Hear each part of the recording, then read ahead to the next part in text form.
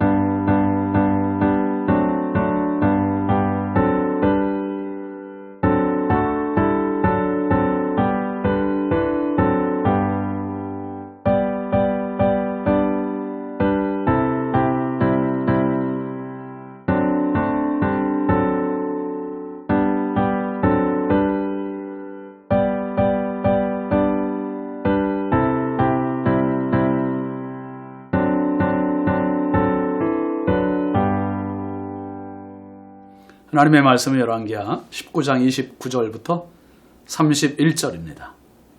또 내게 보일 징조가 이러하니 너희가 금년에는 스스로 자라난 것을 먹고 내년에는 그것에서 난 것을 먹되 제3년에는 심고 거두며 포도원을 심고 그 열매를 먹으리라.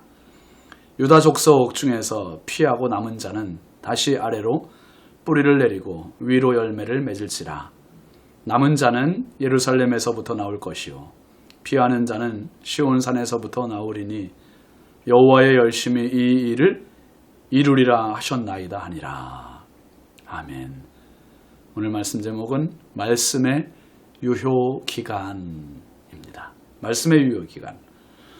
하나님께서 이스라엘 백성들에게 주신 약속의 말씀들을 보면 정말 놀라지 않을 수가 없어요. 레위기 26장에는 하나님께서 정말 놀라운 약속들을 이스라엘 백성들에게 하고 계시는데요. 26장 3절부터 5절까지 이런 말씀이 있어요. 너희가 내 규례와 계명을 준행하면 내가 너희에게 철 따라 비를 주리니 땅은 그 산물을 내고 밭의 나무는 열매를 맺으리라. 너희의 타작은 포도 딸 때까지 미치며 너희의 포도 따는 것은 파종할 때까지 미치리니 너희가 음식을 배불리 먹고 너희의 땅에 안전하게 거주하리라. 조건이 하나죠. 뭡니까? 내 규례, 내 계명을 준행하면, 하나님의 말씀을 순종하면 하나님께 그에 따른 상급을 엄청나게 약속해 주셨어요.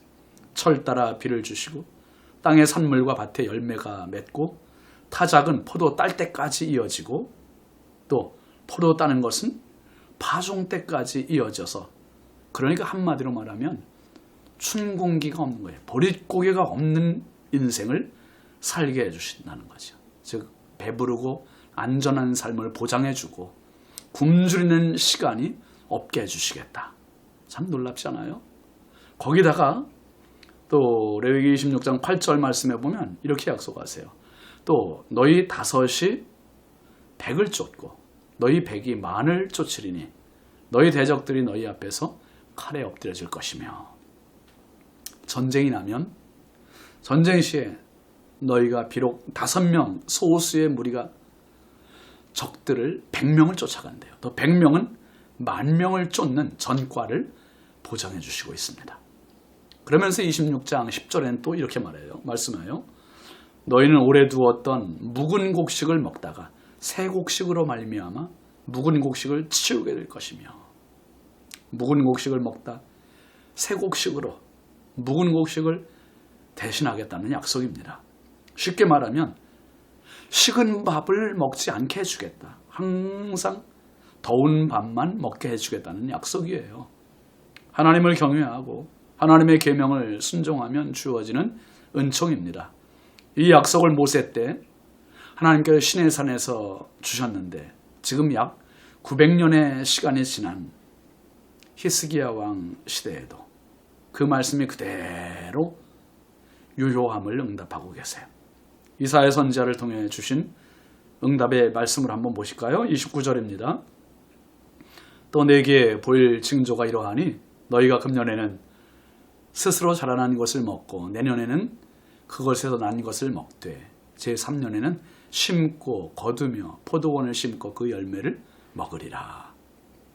다급함과 위기 앞에서도 오로지 하나님만 의지하는 히스기야 왕에게 하나님은 모세에게 주셨던 약속을 그대로 성취시켜 주겠다고 약속하세요.